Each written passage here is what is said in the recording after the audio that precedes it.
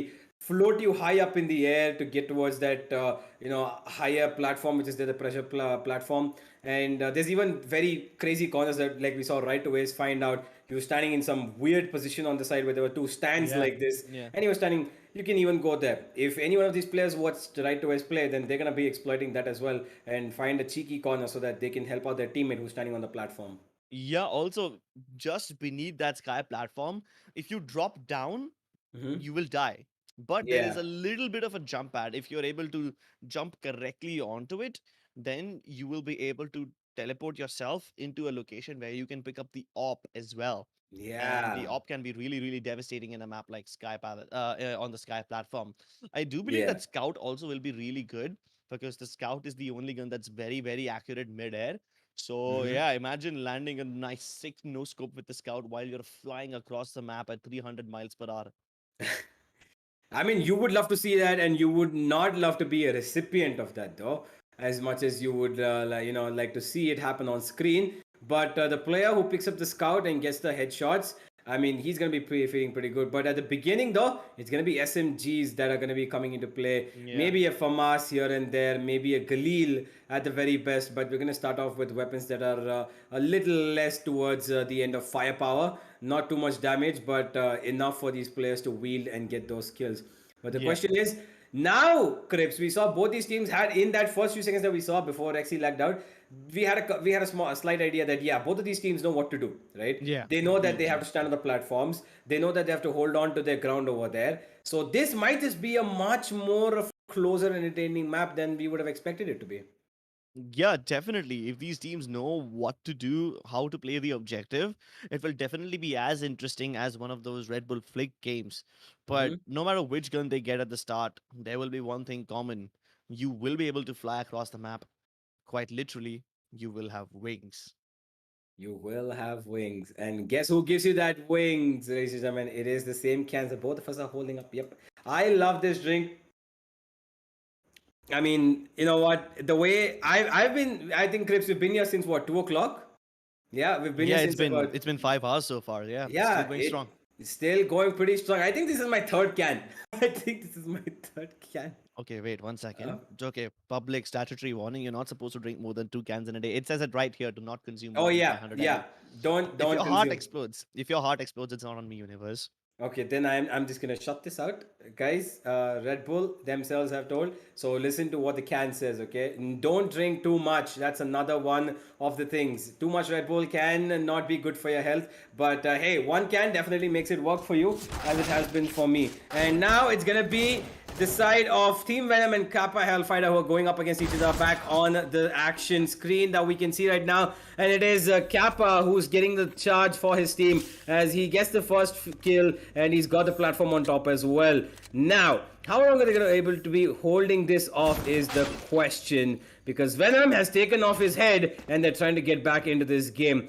It's a start. It's the early stage of the game, so the lead really doesn't matter that much until you get to that 50 point. But if they establish a healthy lead, then it might just be something for them to consider.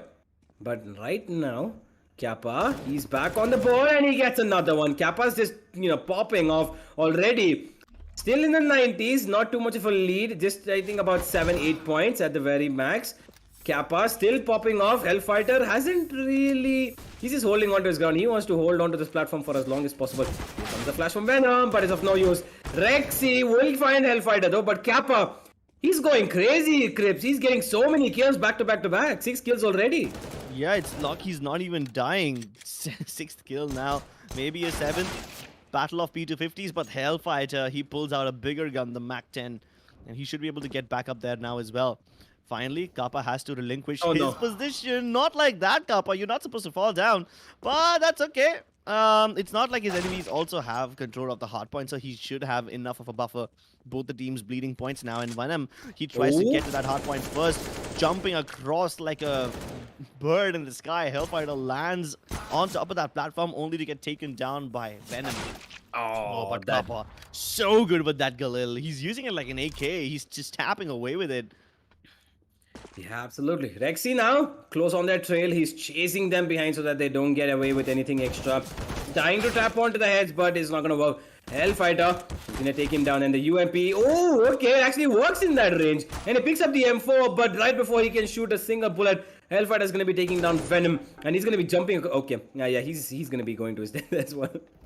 Hellfighter falls down across the map, but Kappa strong enough on the top of the map. He's gonna be trying to go towards his side, but Venom spawns and immediately dies, and now Kappa has the superior weapon. He has that AK in his hand, and he's trying to jump towards that platform which is active right now on towards C, but he's just busy popping a couple of heads. Rexy finds one in return. Hellfighter not being able to do that much damage, but Kappa is constantly getting so many kills.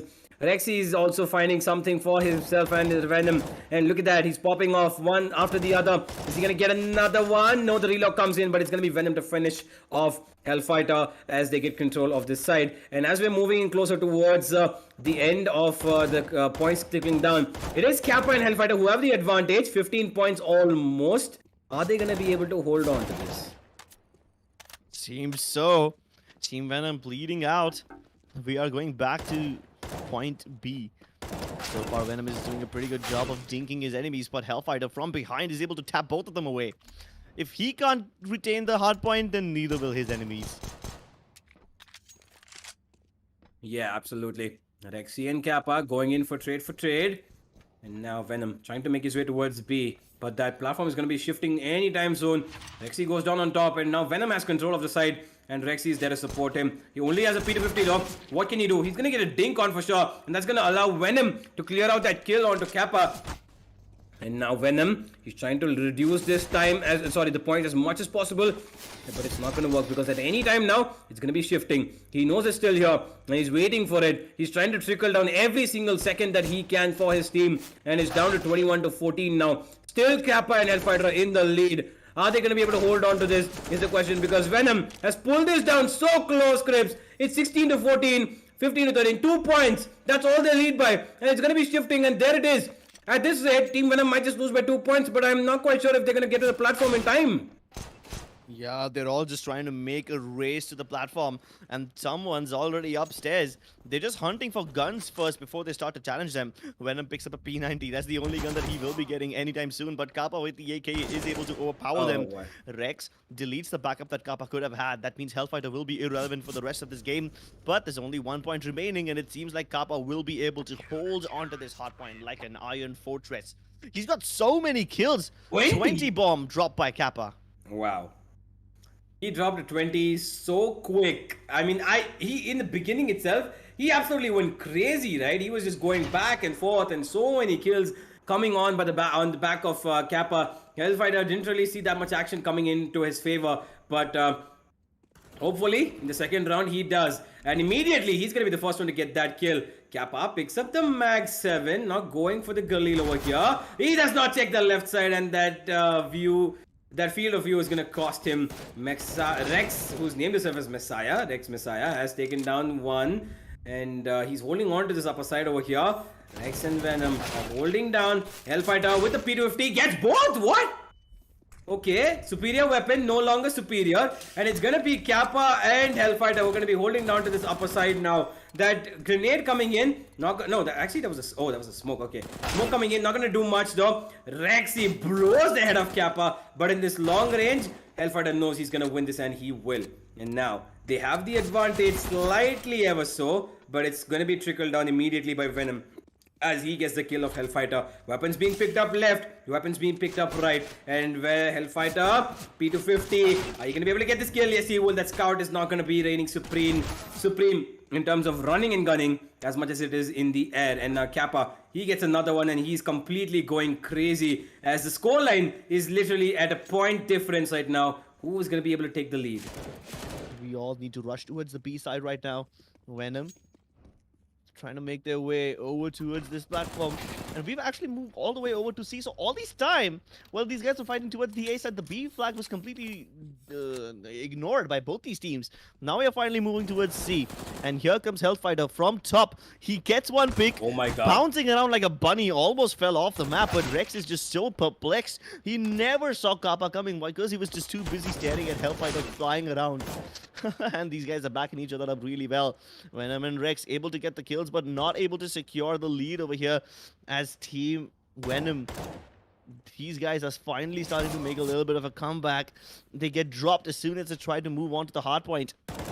Kappa and Hellfighter finally struggling. There's only 5 points of a deficit, but this might just be big enough because Venom is not letting anyone get to the hard point. He's not letting them cross. He's just like Sauron right now. He's saying, "You shall not pass." And he's making sure that that ramp is heavily guarded. As soon as Venom dies, Rex comes in to pick up whatever he started. And these guys are just not letting them get over there at all. And while all of that is happening, while they are destroying Team Kappa and Hellfighter, stopping them from coming towards the C flag, they themselves are on A, which means they are not letting them take control of the first hardpoint, while the second one is still under their control. Now, moving on to B, Oh let's my see God, okay. what will be done over here. Rex picking up a double. This should give them enough advantage. Finally, Team Venom start to put up a bunch of more points. But now you move on to the other ones. They're gonna leave Venom over here. Rex goes in. Oh, but he leaves Kappa. Venom with the shotgun should have been able to take him down at that close range, but Kappa is just so complicated around that smoke and his movement is too good. And unfortunately, Venom had to go for the reload. Oh no, Rex. Rex! Sexy. Not like that. Not like that. That's an embarrassing way to die, but still, his team is in the lead. Only by 1 point, though. They need to somehow get this control back with them. Otherwise, this is going to be a very complicated and very difficult match. Venom spots the other player on top. This is the spot that Ace was playing from before. Yeah. Venom knows exactly where he is, but he looks away at the wrong time. Hellfighter punishes, and he punishes both. This is his chance. He needs to get over there. He needs to put down that smoke and stay inside in order to get that hardpoint control and get the points for himself. His teammate has died, which means he's gonna be all by himself over here. Luckily, he does get healed up, but the smoke dissipates and Rex finds him through it. Yeah, and that's it. It's going to be the control going back towards the favor of Team Venom as we're trickling down towards the climax of this second round. It is Venom in the lead, but Hellfighter makes short work of them. 1 kill with the P90, 1 with the AK, and that's all he needed. Now, the lead is going to be traveling back towards the side of Kappa and Hellfighter as both of their opponents are trying to spray them through the smoke. Rexy successful in getting Hellfighter, but Kappa is going to take down Venom on the other side because the platform has already shifted. Rexy on the wrong side. He did not know that just happened. And now they need to go upstairs where they've already got their opponents waiting for them. And here comes the player from the lift. First kill going in favor of Kappa. He's holding this down. It might just be close again like the last match. And looks like it's just all but over. Double the lead, 14-7. Looks like it's over, Crips. It is going to be Kappa and Hellfighter to pick up second round and the first map as well. Yeah, these guys, they put up a really good fight. Team Venom was leading at 1 point, and then they tied each other up, and it did seem like Venom's team has the advantage, but then they tried to push towards the B flag a little too late, and by that time, the hardpoint had already shifted back to A, where Kappa and Hellfighter were present on top. So they kind of got bamboozled like that, and that is how the cookie crumbles. Absolutely. And quite a play from both of these players, Hellfighter and Kappa. Their team named after them their own names as well. And it was pretty good the way they pulled up over each other. But Kappa, that guy, I don't think he ever lost his touch of Counter-Strike because it clearly didn't look like he's had a day off, has he? Yeah, this guy looks really, really sharp. I mean, you call him Clutchpa for a reason, and he's the one who picked up all the impact frags. He stopped Venom and Rex from getting to the hard point when he himself was not present. So even though he's not getting any points, he's at least making sure that the others don't get them as well. And then he was able to hold on to that A hard point up on the high ground so well in both the rounds, and he's able to win this game 2-0. But this is just the Yeah. first map, ladies and gentlemen. We will be moving on to one more map, and I believe it's going to be City Palace next. Yep. And that's the map, which is the really, really long one. So I'm kind of expecting both these players to show us some nice, cool one taps at long range, maybe some one deeks too. Yeah, hopefully. And we've got I don't think this is the map with the teleporters, is it? I'm not quite We'll sure. see. We'll see. Every Yeah. map has a little gimmick. One of them has jump pads. One of them is up in the sky. Mhm. The other one has no gimmicks whatsoever, but it has those circular domes around you. One of Yeah. those maps, you can surf around on them. So all these maps are really, really interesting, and everything has something or the other. So Mhm. we'll just jump right into it without further ado. and we'll show you exactly what they look like. I do believe that the City Palace is the one which is long enough and has a little bit of surfable area, but even if it doesn't have anything, maybe it might have teleporters. I'm not exactly sure because the names are just very, very familiar for all of these. But we'll jump right into it. And we were right, ladies and gentlemen. We have Team Kappa already in the lead. And this one, it won't have teleporters, but it definitely has a little element of verticality, as there are lifts, there are staircases. And like I said, this is a really long map where people can just flank each other from all the directions. And I believe it is the central area that will be contested versus both the players trying to backstab each other. Kappa gets Venom, Rex gets Hellfighter, and Rex somehow on top of this hardpoint has not been contested just yet. Finally, Kappa coming in with the Mag 7, but Rex has the better swag. Yeah, absolutely he does. And now he knows. Oh, Hellfighter. What a beautiful 1D coming in from him. He just blows away the head of Rexy. And he's picked up another position for himself to get a beautiful kill. Kappa holding on to this platform for as long as he can. He wants that lead, but right now it's the similar score line for both of these teams. Although Kappa is standing on, yeah, now he's going to be getting that lead. One by one, he's making sure that the lead is increasing. And there comes another headshot from Hellfighter. That Deagle doing a lot of work. Maybe another one. He's looking for it and he will get it. Not a headshot though, but definitely what he would want, as the platform has already changed, and Kappa trying to get something done, and it's going to be Hellfighter actually who finds a kill, and he's popping off with the Deagle over here, as the platform right now is in the hands of Team Venom, and the scoreline again back in level terms, but Venom is actually going to be leading it. No, it's actually still going to be 74 to 74, 73 to 73, and now Kappa and Hellfighter, they're going to be trying to take control of this, but there is an immediate response. Hellfighter though, he's going crazy with this Deagle. This guy's absolutely crazy, man. What is he doing? He's just getting hit. Look at that. Another one. Okay. Oh, you love to see it. He just continues to just tap away with the Desert Eagle. So precise. He strikes twice and thrice, and he just doesn't seem to stop. As those shots definitely feel nice. They will need to put some rice around their head to deal with all the bleeding. But Rex comes in like a messiah. Sends back through the fire, as Kappa now takes control of the hard point. Hellfighter not anywhere close to him, so he's gonna have to hold on to it all by himself. He's got a 10-point lead so far, extending further to 12. And Hellfighter this time with the USB can't make this one work, but hey, it doesn't really matter. Kappa's still alive. And he's playing around the hard point. He gives up control for it temporarily, because he knows he's gonna be having the lead nonetheless, but he keeps himself alive. He is just waiting for the backup, and he doesn't need backup. He's gonna be able to get it all by himself. Oh, Venom finally puts his killing spree to an end. But by the time that happens, Hellfighter's back with a bigger gun, and this time he's got the M4 in his hands. Yes, he does, and they still have control of this. Look at that. The timer's still ticking down. It might just be a few more seconds until they have to change the platform, and Hellfighter wants to hold on to this until the very last second. Kappa already making his way towards the other platform, I should believe. He has only the Deagle in his hands, and the other two players, they have USPs, but right now it's going to be Venom to pick up that XM as well. Hellfighter, he's just absolutely popping off. Kappa and Hellfighter are going crazy over here. They've got a 25-point lead over Team Venom, and this could be over even before it began, Cribs, because this is getting over so quick. Kappa and Hellfighter are just going crazy, and the way they have control, I don't think Venom and Rexy have any answer to this whatsoever. Okay, finally, Venom is going to put him down with the P90, and ever so reliable P90, no matter what range, you never know the spray pattern of it, and it's going to prove to be successful for Venom for the time being. But Hellfighter is going to take him down with that Deagle. Rexy to immediately respond, and he's going to be trying to make sure that they don't trickle down any more further. 36 to 12, 3 times the amount what of Venom have, Kappa and Hellfighter, but finally streaking down, and although they have this lead, this platform is going to be going off pretty soon, and Team Venom need to reposition unless they can get the kills that they need back to back to back and makes things work for them. 26 to 9, both the teams are just running down their points, and it looks like it might just be over. Yeah, it's all over because Kappa and Hellfighter, they have 3 times the points. Kappa gets 1, and that's going to be it, as Kappa and Hellfighter are going to pick up map number 1 with an easy 2-0 victory.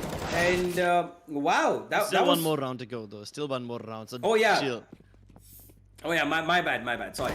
I saw that one and I thought that was what they needed. Oh, they're sticking on with that 1 point actually. They shouldn't be leaving that platform and they're gonna hold it down 12-1. This might just be down to the wire.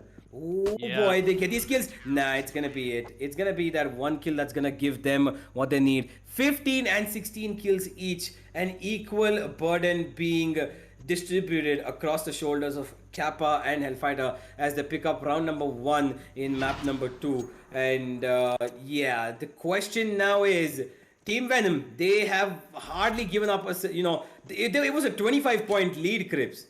And that shows domination. Are they going to be able to lower that down? Because look at this Kappa. He's already begun to show his prowess. And he's got Hellfighter with him. Although they've got the control of the platform right now, here comes the force of these two players. And Kappa's going to be showing what he can do. Hellfighter with the Nice. USP. Wow, I mean, what more can you expect? These guys are just going crazy. Yeah, and he's picked up the deagle now. You love seeing those 1 deags when I'm throwing the flash for Rex. And this is actually some good coordination. That flash might just disturb them. Unfortunately, Rex is not reaching the top on time. Not quick enough to capitalize on it. But Venom trades him out from the other side of the staircase. So that's amazing. Both these players now fighting toe-to-toe. There's only a single point of difference. So really, no advantage so far for any of these teams. Unless they manage to get like a 5-6 point lead, it really won't matter. First fight by Hellfighter. Venom triumphs over this one. Kappa comes in and Rex is here to back him up. So both these players will be able to hold on to this hard point with an iron grip. And I don't think Team Hellfighter and Kappa have enough to take them down. But they don't need to, luckily. And before they jump downstairs to go to the next hard point, Hellfighter will be able to stop them all.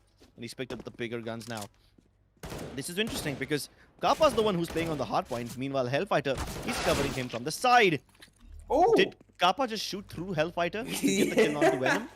Yeah, he did. That's okay though, as long as they can hold on to the hard point and as long as they can get an advantage, it will be amazing. It's nothing like it. Oh, a weird exchange of the USP bullets over here, the silenced bullets. It's gonna be Kappa who came on top of Rexy, but Venom's gonna immediately trade off. Hellfighter gets one back, and now he should be able to get Venom. No! Venom's gonna take him down, and it's gonna be Venom to try to get control of the situation over here as the points are now gonna be going down for the side of Kappa and Hellfighter, but they are still somehow in a narrow lead of 3 points, which is going to be keep extending now as Hellfighter's been standing on that platform. No, yeah, he's standing on the platform and he's holding his ground. He kills Rexy, who came in from that terrace position, and now Venom. He has the deagle, now he has the M4, he fires onto the back of Hellfighter, and now he knows that they're trying to rotate towards a place where there is the platform active. Kappa, he finds one. Rexy goes down, although even he gets the point or the kill of although he gets the kill on towards the opponent, and it is the side of Venom who are trying to fight back, but Kappa and excuse me, sorry about that. That's alright, that's alright. Have some water, have some Red Bull. Let me take over for now because this is getting a little too exciting.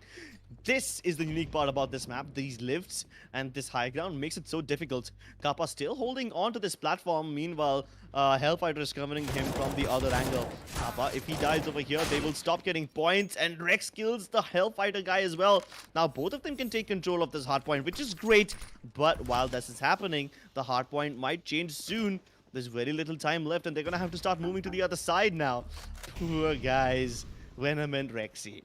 Always the victim of the same situation. Always taking control of the hard point after the time has run out. And this time Kappa Hellfighter is still good for it. This flash helps them get the kill onto Hellfighter, which means they should be able to retain control of this hard point. And Kappa from above also can't really get those kills. The flash fails. Hellfighter dodges it, no problem. But Rex and Venom now firmly in control of this hard point. Oh, but they need to move. The fire, they avoid it somehow. The Molotov misses, but the shots don't. They are forced to relinquish this control. Kappa and Hellfighter now are the ones in control. They both leave it for a second. Venom needs to win this duel, but Rex picks him off mid-air. No, wait. Kappa is the one who picks off Venom, and Rex is the one getting killed with the USP, and he gets them both. Really good stuff by Rex. He might just be able to bring this back for his team, but he needs a weapon. And for that, he has to leave the hard point, just bleeding out points more and more and more. And while this is happening, Kappa and Hellfighter, they are firmly over here. The hard point shifts once again. And it is Kappa and Hellfighter who keep on getting the advantage of this. And this is like a repetitive trend right now. They're able to get to the right hard point at the right time, and Team Venom and Rex, they're getting the kills, but they're just getting them at the wrong time. Yeah, and in the end, it's not working out for them because Kappa and Hellfighter, they're adapting to this so well, aren't they? And Yeah. as a result, they have a double lead again. Venom, he will take down Hellfighter though, and Kappa is going to immediately return the favor as he takes down Venom's teammate. Venom, he gets one more back, and now Hellfighter, he's going to take his head off with that Deagle. Venom, I don't think they have I don't think they have any more time. I don't think they have anything left at all because Kappa and Hellfighter, no matter what Venom try to do now, they can hold on to it. And look at that, Kappa's gonna stop them. Nobody taking over that platform, and that's all it's going to be, ladies and gentlemen. It is Kappa and Hellfighter win this one out. Pretty much, it looked as if it was very smooth sailing in their favor as they adapted to the game so well, and as a result, it is these two players to sweep it out pretty cleanly, actually, Cribs. Wouldn't you say so? Yeah, in a pretty clean fashion. I mean, it's a good change of pace, right? We saw the previous game, Excalisai, Eskerosi, Scales, they were just moving around, shooting whatever, Yeah. whoever. Anderon and Deathmaker actually knew how to play the game, so they were playing on the hard points, and somehow Snorlax and Ace were just running around getting kills. Again, no clue how this game works. Mm-hmm. Here's the thing, both these teams understand. Kappa Hellfighter and Venom Rexy, both of them understand what needs to be done over here. But it's Kappa and Hellfighter who understand the nuances of the hardpoint maps more. There were so many instances where Venom and Rex finally managed to kill Hellfighter Kappa, but at the wrong time. Yeah. They kill them, they take control of the hardpoint, and then the hardpoint moves away somewhere else. And Mm-hmm. that is just so unfortunate. Yeah. It was just I think it was just bad timing for them because they need to have a look at the timer of the platform as well, right? It's going to be displayed at the top of on in the air right there, and you can see for how long you can afford to stay there. And the minute they know that there's a couple of seconds left on the clock, and even though Kappa and Hellfighter had control of that platform, they could have just gone to the one because they know which one's coming up next as well. There's going to be a purple marker over there, and you can see, and they could have tried to take control of that, but unfortunately timings were off, and sometimes the positions were off, and it just did not work out in their favor. And Kappa and Hellfighter, they took complete advantage of that on both maps actually. With their movement, second map we couldn't see that much of a movement gig come in because there were no jump pads, there was nothing as of that sort. Yeah. But the first map, the way Kappa and Hellfighter were moving around and the way they got control, even the second map, their aim just got better because in the beginning, Hellfighter just went completely crazy with that deagle. How many? I think it was what, 7, 8, 9 kills back to back to back he got as soon as he entered the map. Yeah, like 4 or 5 of them were even one Deegs. The other ones Yeah. were body shot, but they were all equally impressive. Mm-hmm.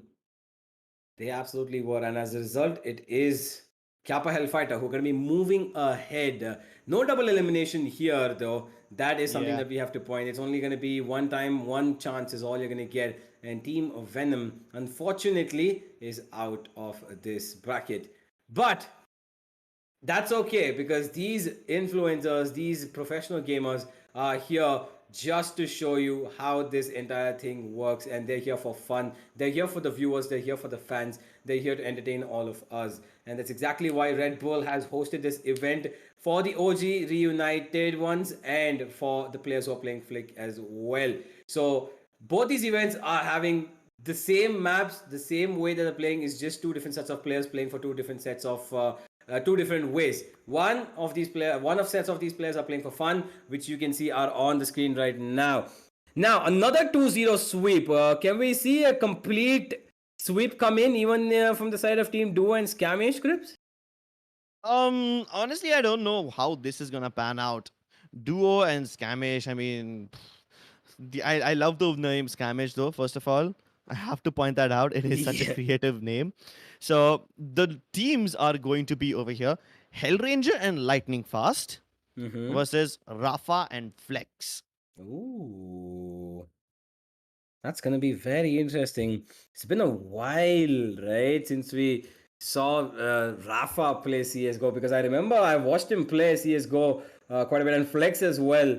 But it's been so long. I'm actually excited, and especially on the other side, you got Lightning Fast and Hellranger as well. I mean, Hellranger, he's I look up to him honestly. He's such a great IGL, where especially when it comes to these beautiful executes, be it Valorant or CSGO. Now to see these veteran players come back again, it is absolutely crazy. The boys in Global Esports versus Rafa and Flex. Who's going to come out on top? A little bit unknown. But I really hope that these guys also know how to go about these maps, because if it's going to be another, shooting gallery, then, I'm not quite sure who's going to take this one out. Yeah, that's true. It's so cool how the history of Lightning Fast and Hellranger has been. I mean, at one point, these guys were sworn mortal enemies. Lightning Yeah. Fast started out as a player who was basically like a big fish in a small pond. He started off in a team that wasn't very popular. I believe he used to play from Delhi, maybe God Particles or maybe Team Ember or something like that. So he used to play with those guys. And when he first started coming out into the scene, this guy was so good. People Mm-hmm. started calling him a hacker. Oh. Like I remember seeing all these accusation posts calling him out, people just trying to kick him out of teams, people just trying to bring up dirt against him, trying to figure out whether or not this guy is hacking or not. And they had to do it because this guy was not around for a long time. It's not like he's been an old player. No, he's a fairly young talent.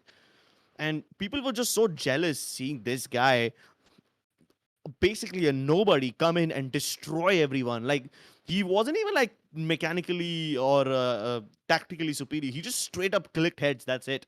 His name Lightning Fast. He was staying true to it. This guy was flicking like an absolute aimbot. That's how good he was. And people started accusationing him, and then finally people realized, wait, this guy actually has a lot of talent, and yeah, he's not cheating. He's legit. And even after that, he was pretty much never really considered one of the top talents in CS:GO until he started popping off in Valorant. And oh my goodness, he's such a force to be reckoned with right now. I'm so glad Global Esports picked him up. I'm so glad they gave him a chance because this guy is worth every penny. This guy is worth every little praise that you give him. And he is one of the most talented players. Hellranger, on the other hand, he's been around for a very long time. He, at one point, was considered the best IGL in India. He still might just be the best IGL in India. Of course, he's got a little bit more competition now. Rafa and Flex, on the other hand, Rafa always has been a guy who likes to play competitively. It's just unfortunately in the CS:GO days, he wasn't able to play at the top level. But it's not like he did not try. But when Valorant came around, oh my god, this guy started to pop off. Even Flex, for both of these players for that matter, they had the potential since a long time. But it was only in Valorant when people started to really see what these guys can bring to the table. Yeah, absolutely. And on the backs of all of what these players have done, they're going to be coming back to CSGO to do something completely different and play in maps that they've never seen before and experience, gunfare in way that they've not experienced before. Jumping, flying, running around, surfing. In a competition, I mean, they would have probably not done that before. Probably in the servers where it's meant to be, but not here. And now they're teaming up and they're going to be doing this 2v2 wingman event, Red Bull Flick. And we're going to be watching these players go all at it and see how they're going to be making sure that their team wins. And this is the last matchup of the day, ladies and gentlemen. So make sure you like the channel, subscribe down below, and hit that notification icon because we're gonna have a lot more coming your way tomorrow as well. And not to forget, before this, we've also got one more interview lined up after the match as well. So stick around, make sure that you stay all the way towards the end because we've got a lot of things that you might want to check out, especially to check out the QR codes that keep popping up every now and then. If you're hungry right now, because there's never a time to not be hungry.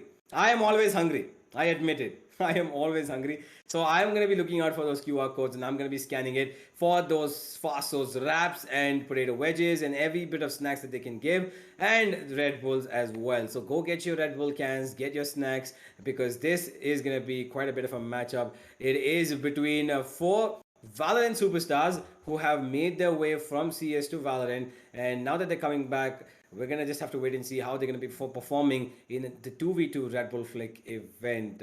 But honestly, it is gonna be. I'm interested to see what map exactly they're gonna be playing on because I if have they that right here. go on. All right. So again, The map order is going to be Sky Platform. I Oh, love that map. love Totally it. love it. City Mhm. Palace followed by Digital Archives. And this is the exact same order that was there in the previous match as well. So I love the fact that people are choosing to play Sky Platform. It is honestly one of the most entertaining maps. I also like that map, where you surf around. I Mm-hmm. think that is Digital Archive, so we're going to be jumping into that one as well later on. Yeah. I mean, it is the third map, but if we go to a Yeah, third if map, we go to that is. third map, yeah. But City Palace is the same map where Kappa and Hellfighter were able to win this game. So the map rotation remains the same for both of these matches.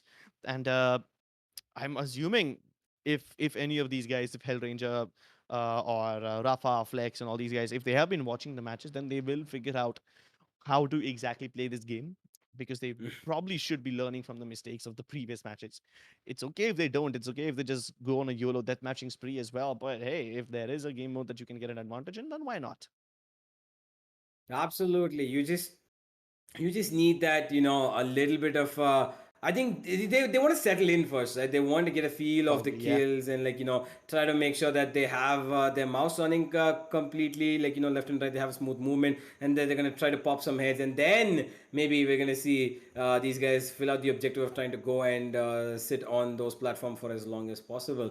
But hey, we don't know what they're thinking. We don't know if they know it yet or not. Whether it's gonna be like the side of Excali and Sai, or the side of Right to Waste and Snorlax, or this is gonna be a much more closer, tactical battle of sitting on the platform for as long as possible, like Team Venom did against, sorry, Team Kappa and Hellfighter did against Team Venom, because both of those teams knew how to play, and we really do hope, and I am pretty much, hopeful that these two teams know that they have to sit on these platforms as well. And I'm pretty sure that they would be watching what exactly their fellow teammates did, because it is a bit of an interesting way that these guys have been performing. But yeah, I mean, it is going to be for us to see who exactly is going to come out on top. Yeah, it's pretty. I mean, at this point, I'm just glad the teams have figured out exactly what to do, exactly how to go around this, and how to make the most of this game mode. Fortunately, I've been the guy who's casted a lot of domination and hardpoint games in different titles across Quake, across Call of Duty. So it does come naturally to me. But then these guys, they've been purists. They've been 5v5 bomb defusal mode purists, and I doubt if they've ever played those game modes. So it may Yeah. or may not come naturally to them, but they'll learn. It's not that difficult. It's not a very complicated game mode. It comes to you intuitively. Just in a couple of games, just in a couple of tries, you will be able to figure all of it out. So yeah, I hope these guys have picked up. I mean, since they are the last match, they must have been seeing everything that's been happening from the start of the day, and yeah, it would have been pretty entertaining. Now I'm just kind of wondering what Sai and what Excali and what Ace and what Snorlax would have been thinking. These guys would have been like, "Oh, ऐसा करना था, हमें तो मालूम ही नहीं था." That's what these guys would have been like because they were just running around and death matching. They were just shooting each Yeah. other in the head, and that was pretty funny to watch. It was actually Antidote and Deathmaker that first started to show us how this game mode is truly played. So yeah, Mm-hmm. but yeah, for all of those you who are waiting for the match to start, do have an update for you. uh, 3 out of the 4 players have joined the server. We are just waiting on one more player, probably will be joining in as soon as his technical issues have been sorted. So yeah, we will be starting the game in a few minutes, ladies and gentlemen. We know you guys are running out of patience. We know that you guys want to see your favorite superstars play, but once the tech issues are resolved, you guys will see them on your screens in no time. Yeah, and while we are waiting to see these players come on to this map, the first map that's going to be the Sky platform. Chris, I do want to ask you this: in a map like this, what do you think is going to be the most favorable weapon? Because we're not seeing that much of the AK or the M4 being implemented. More, it's Galil and the FAMAS or the pistols, right? Or the SMGs. What do you think is the most favorable? Would you say Galil maybe, or the FAMAS? I mean, it really depends. Of course, the M4s or the AKs are the more preferable weapons over here, but they don't show up that often. There is only Yeah. few spawns, and those spawns are also like a limited time spawn. So you Mm-hmm. can't always rely on finding an AK or an M4. Even for that matter, between a FAMAS and a Galil, I don't think you get a choice. To be honest, Yeah. like you spawn. You have a pistol and people start shooting you already. You have to run, you have to get into cover and grab the Yeah. first weapon that you get. So you really don't get a choice over here, right? It's Mm-hmm. kind of like playing a battle royale game. You parachute into the ground and you just pick up weapons and you start fighting. You don't have the Yeah. luxury of choosing your weapons. You can't buy the weapons in this game mode, right? You can't Mm-hmm. economy manage and eco round your way to get enough money to save an M4. Nah, not nothing like that. You just find whatever you get. Doesn't matter if it's a Galil or Famas, even if it's a goddamn Max 7, you need to make do with what you have in your hands. Yeah, absolutely. You have to make do, And we saw a couple of them trying to jump around and, trying to get those flying kills. We saw Venom do it a couple of times. We saw, Kappa do it a couple of times as well in the previous map. Are we going to see this time is going to be a question because I'm I pretty hope so. sure the minute they jump onto those jump pads, I'm not sure if they know that's what the purpose of them is, but they're gonna, as soon as they look at it, they're gonna know. But they're gonna be flying all the way across the entire map, and I'm pretty sure they would love to play it as much as I'd love to play it when I played it first to check out this map or Sky platform, and it was quite fun. So we're just waiting, ladies and gentlemen. Do not worry at all. I think that the players have joined in, and the match is gonna be starting any minute now.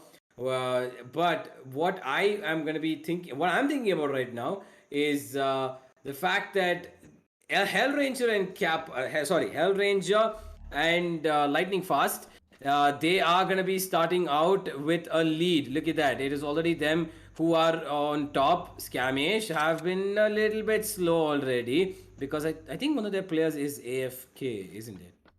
Is he? Yeah, Rafa's not moving. So yeah, Rafa is a little AFK right now. Flex, on the other hand, or rather in this game, he's called a Flux Monster. We know he's Flex, so that's fine. He's gonna be just moving Uh, around and Rafa shoots his own teammate for fun. okay. Alright. Lightning Fast says thank you. For those of you who are wondering, Abiru PC, this guy is actually Lightning Fast, yeah.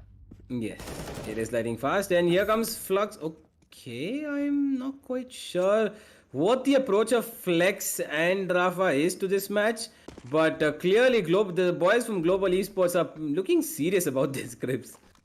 Yeah, I mean, it's not their fault that Scamish is just giving these points away to them for free. It's not even They, like they're trying to they contest them. went They're to just the. standing on the high ground and are they? No, they okay.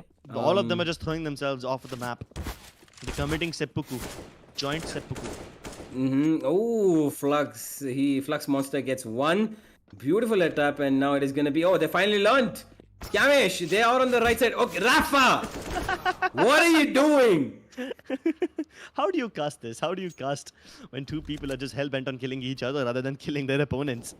I guess Lightning Fast and Hellranger will be like, thank you, Rafa, for gifting this map to us. We will be forever indebted to you. Not Absolutely. forever, but yeah, we will be indebted to you for this one. Yeah. And there it is. Lightning Fast gets in. Okay, misses that Molotov, but that's alright. He's going to find another head. Hellranger finds one though. He's gonna find Flex. And Hellranger gets another one as well. Rafa goes down. And now it is Scamish who are quite literally throwing away their lead at this point. I'm not quite sure what they're planning on Flux doing. is Flux Okay. was trying to pick up that weapon, but he got scammed. It wasn't prepared over there yet. Yeah, ladies and gentlemen, you guessed it right. These guys are just basically throwing the game. Obviously, because this map will be restarted. So this is just them having fun for now. Trying to figure out how the jump pad works. You gotta be a little good at air strafing in the middle of this one. It is a concept that people must Okay. have picked up while they were learning how to surf. But even in those surf maps, the air strafing works very differently from this jump pad. For those of you who have been around in the CS community for a long time, and if you have checked out the bunny hop maps and the variety of surf maps that this beautiful community creates, then I believe you guys have experienced the golden era of CS. And these jump pads were not a part of that era. These are the new edition. Yeah, they are. So yeah. Kind of makes you feel like you're in NFS as well, right? Like it used to have those jump pads and you fling your car over Oh. across that finish line. So yeah, that kind of stuff does tend to happen. Oh, I remember that. But right now, though, there's gonna be Lightning Fast, who's not gonna have any mercy even on Flexi if he's AFK. and he's gonna pop his head straight off, and it looks like, yep, the match has come to a halt.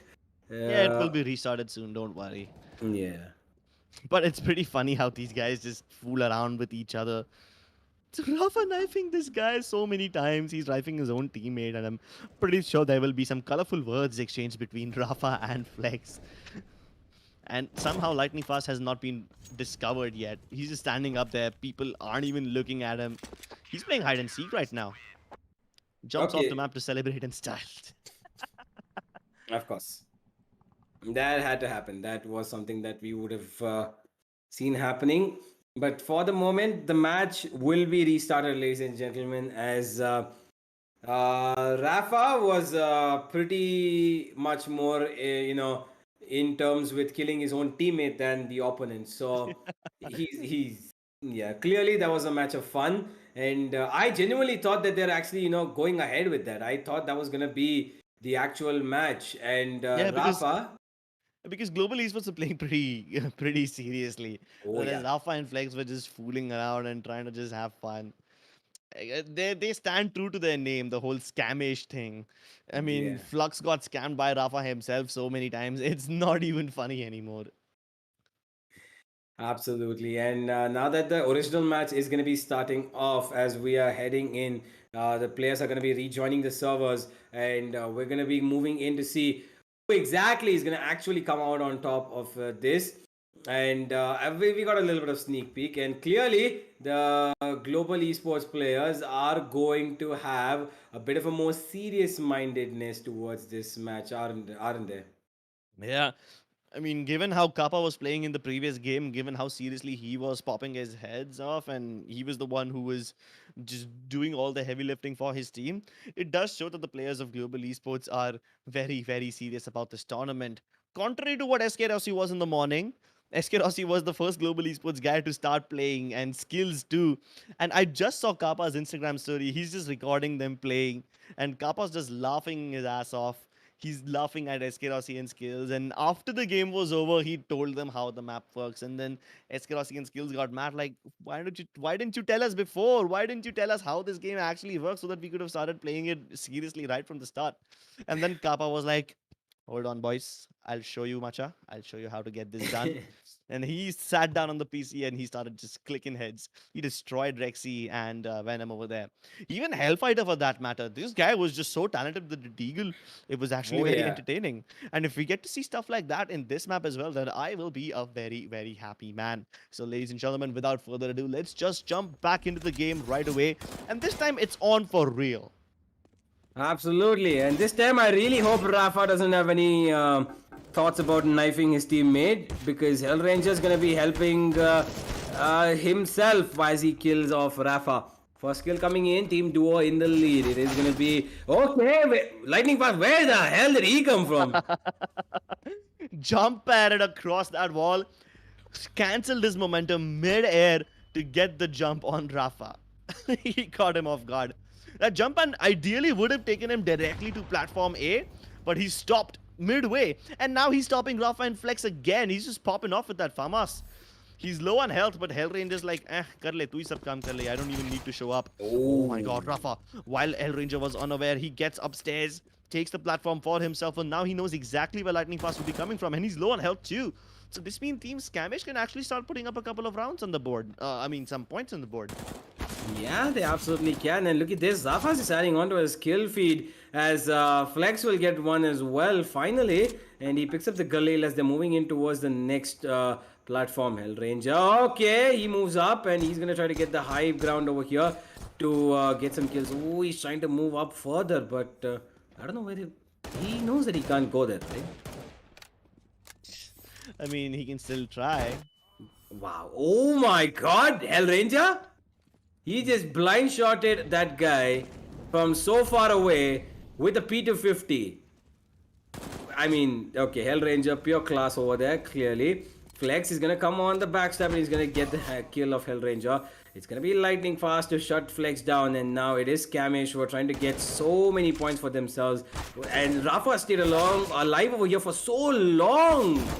And look at that, they've got the lead now, Crips, and I mean, as soon as the timer runs out on that platform, they would have already got at least a 7-point lead. Look at that, they've already got 7 points, and it's constantly growing. Yeah, the Molotov does very little to stop Team Skirmish from getting those points. Now we are moving on to B. Let's see if these guys are able to get that on time, though. Hell Ranger already trying to intercept them, and he runs away to the other hard point. Oh my goodness! Hell Ranger Wow. picks off Rafa mid-air! That was ridiculous! How do you do that? I don't know. Holy shit, that was something that he will never forget. Rafa got that dome punch, and his body fell down into oblivion, into that area below. He must be feeling that. I think he's looking at his screen right now with his glasses completely tucked in on his eyes, and he's looking. Wait, what the hell did he just do? Oh my God! Flex actually got the kill, Wow. and he finds Hell Ranger as well. Flex, okay, he's flexing right now. He's flexing his skills, and it clearly is working. And not that much right now though. And Hellranger picks up the AK, but it's gonna be Flex to pick up his kill anyway. Lightning Fast comes in from that left side position. He's gonna get his kill, and he's gonna try to get back the lead that he had lost. And there it is. Oh wait, but the platform's already been changed. Has it? Yeah, the platform's changed. It's gone all the way to the side, and I don't think Lightning Fast actually realizes it. But guess who does? Rafa. He's already there. And Hell Ranger goes down now, and it looks like Skamish might just run away with this Crips, at least for this part of the map, because Lightning Fast, he's climbing up though, and I think they might have an idea. Yeah, he's been spotted out already. Rafa and his teammate both are firing, but Lightning Fast is too good to find Rafa's head, and he's gonna get it for sure. And here they move in. Global Esports boys are trying to get the control of that platform, and Hellranger is finally going to get both the kills as they secure a little bit of a breathing room for themselves. Bring it back to maybe a 34-34, if not anything better. And there it is. They're trying to move in again now, Skamish. And here comes Rafa. It's going to be Hellranger to find one. He's still holding on to this platform for as long as he can. He's trying to get Flex's kill as well. But it's going to be Lightning Fast to help out his teammate from the top of this platform over here. Because at any time now, it's going to change, and there it is. It's going to be again back in the hands of Skamish as they're going to be running in towards the platform. And look at this, Rafa again has got the advantage, Crips. Yeah, Rafa might just be able to bring this one back. Oh my goodness. It's Flex who destroys everyone mid-air. He picks off both Lightning Fast and Hell Ranger from above. And Rafa is down there, gathering all the points for himself.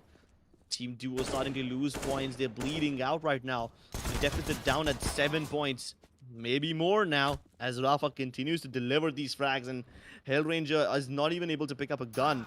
Flex dies, but that's okay. Rafa still holding on to the hard point, will be able to secure a 10-point lead now. Make it 9 as Hellranger and Abhirup, or rather should I say Lightning Fast. These guys will be able to get onto that hard point, hopefully be able to hold on to it for long enough. Rafa now charging in with the P90. Not the best weapon at this range. Definitely not good against the AK-47, but he still wins against Hellranger. How is he making this work? No I way. have no idea.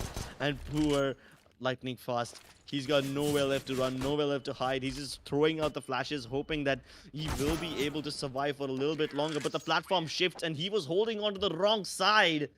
Oh my goodness, he was in control, but the platform shifted away from him, and then by the time he realized exactly what was happening, it is a bit too late.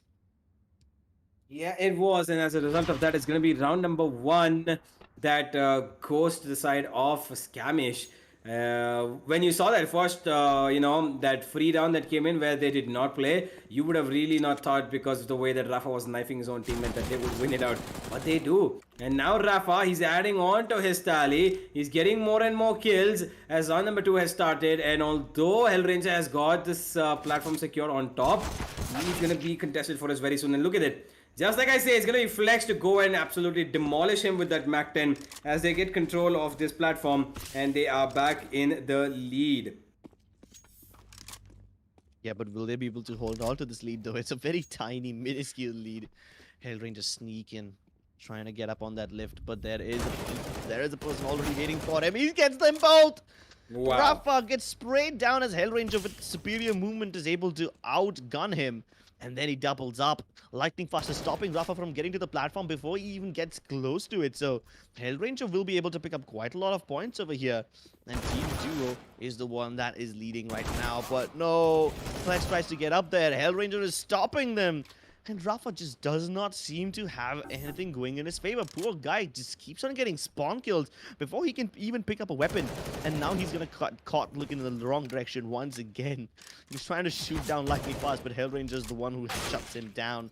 And the trade fragging between the boys of Global Esports is just on point right now. What? Okay, that is not something we would have Um, expected, but Lightning Fast yeah. will pay for it with his life, dropping down into oblivion.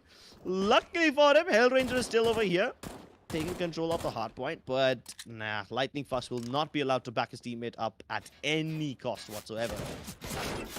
For the moment, though, look at the way that these two players from the side of Skamish have set themselves up. 69 to 69 it was, but it has gone down. Yeah, absolutely. And it is in the favor of Skamish right now. They have the lead. Flex holding on to this upper platform position. He's been doing such a good job at holding this off, fighting all these long range duels, and it's working for him. Another head being tapped by the hands of Rafa as the platform has now changed. And Flex, he's gonna run and he's gonna try to take control of the other side, where he knows that there's one player on top. It's gonna be Lightning Fast, who's already taken control of the other side. El Ranger on top over here, trying to make some damage happen, but I'm not quite sure if he can. But wait, the Molotov actually burns down Rafa. He's trying to run through it, and he ends up cooking himself down to a crisp. And now Lightning Fast probably gonna get. No! Flex, no! You cannot do that. You're just humiliating him at this point. He was not even looking in your direction and he still gets that kill. Flex is absolutely popping off. Lightning Fast finally gets the revenge, but down to 11 HP. Yeah, Rafa's gonna clean that up as well. And Skamish, they still have the lead. Elranger comes from the left side, and he's gonna delete Rafa because he wants this platform now. He wants to stop his points from trickling down, and he wants everything. Rafa gets one more, and now it's gonna be them again on that side. Oh boy. Okay. Why?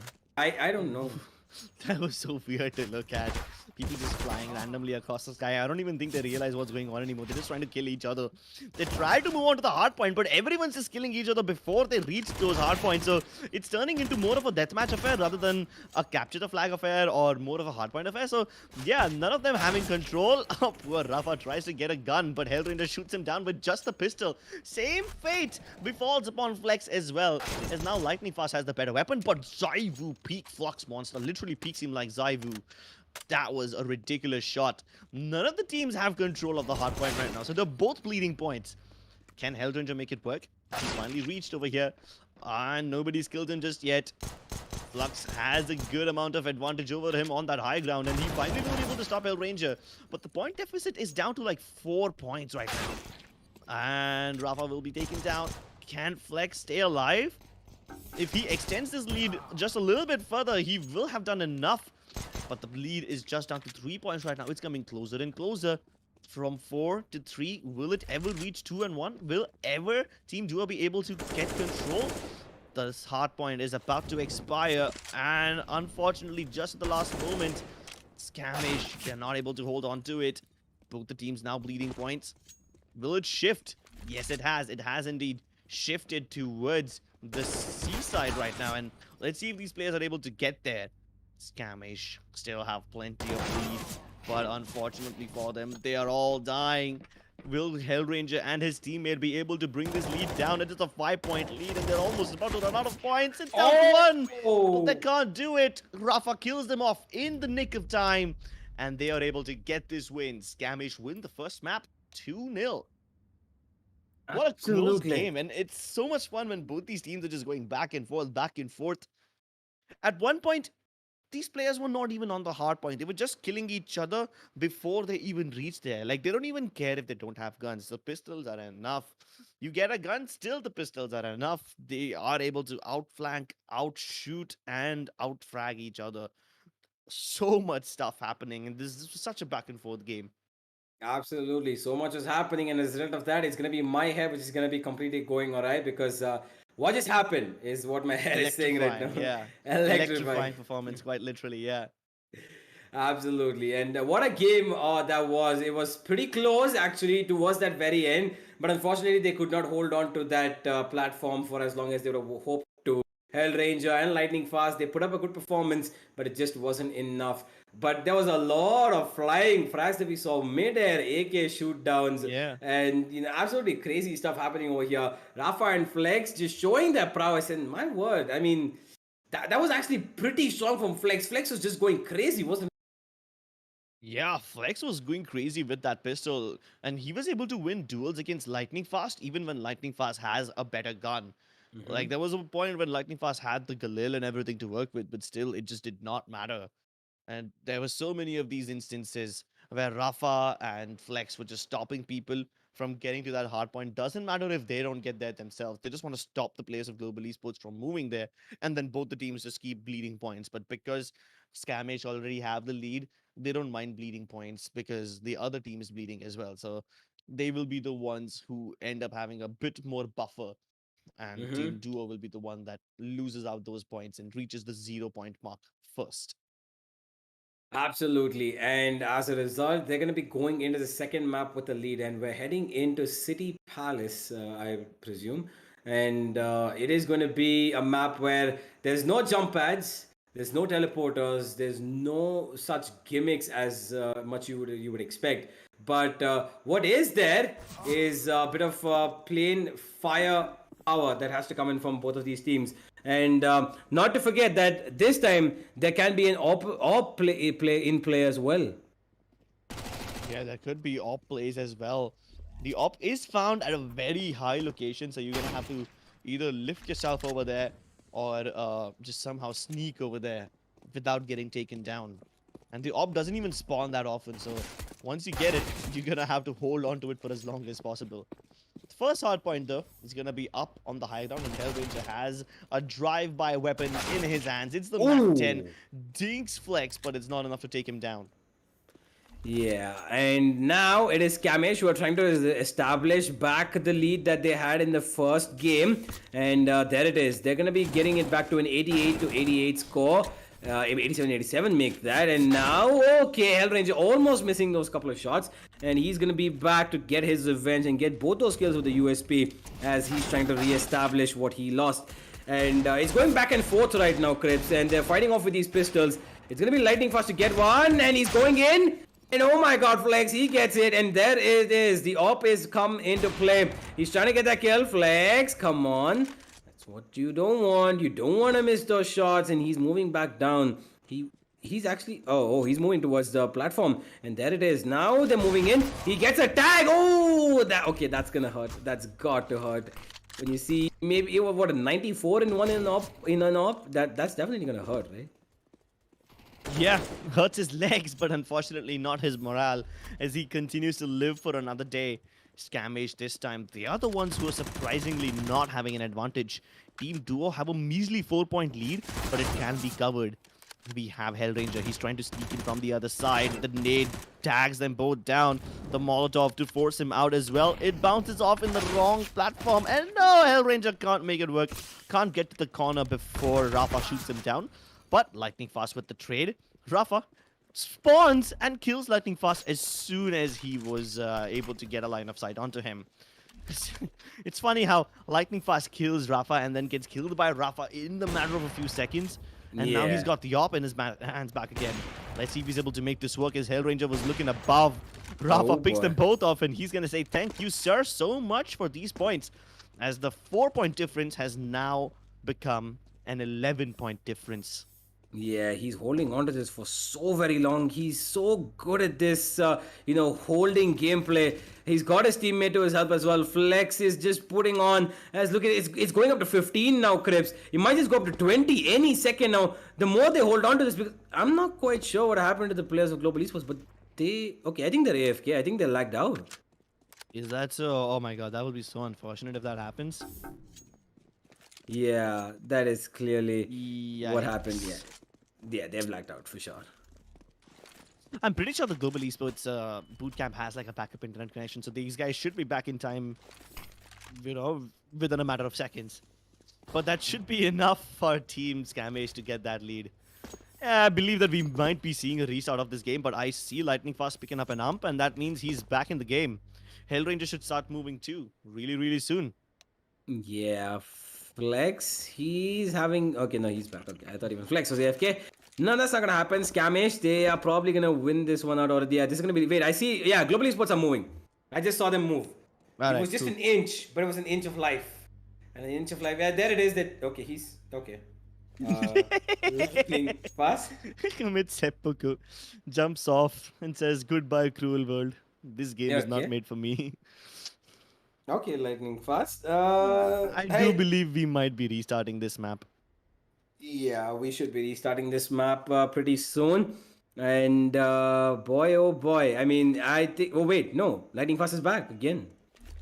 He's picked up a deadly combination of the AWP and the Deagle, but I'm not quite sure what's happening. But pretty sure this should be restarted as soon as the lead of Global Esports is trickled down to. I mean, the points of Global Esports has been trickled down to 0. No lead, that's for sure. Okay, lightning fast. Little bit.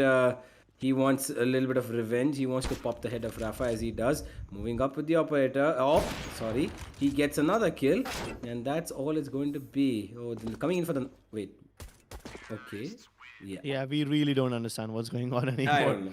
Scamish wins on paper, but we'll see whether or not this whole thing will be restarted because there was definitely a little bit of tilt involved in it.